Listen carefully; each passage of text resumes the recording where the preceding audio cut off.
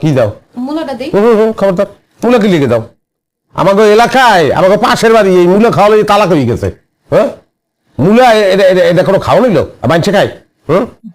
খাইলে পরিবেশ দূষণ হয়, শব্দ দূষণ হয়। মানুষে খায়, গরুতে খায়। মূলা খান লাগবো না তো, কচু শাক। শাকের লিখে? না না না, কোনো কচু শাক চলবে না।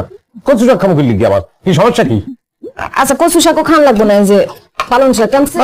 কোনো চেঞ্জ নেই।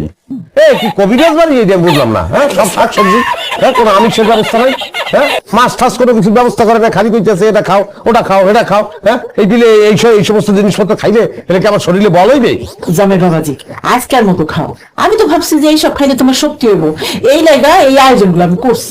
আপনি আউগারি ভাবেন কি লিখে আম্মা? জিগে এই ভাববেন না? ভাবিয়ে কারা ফালাইছে নেই, আপনি আর আব্বাই খান, আপনাকে শক্তি হোক।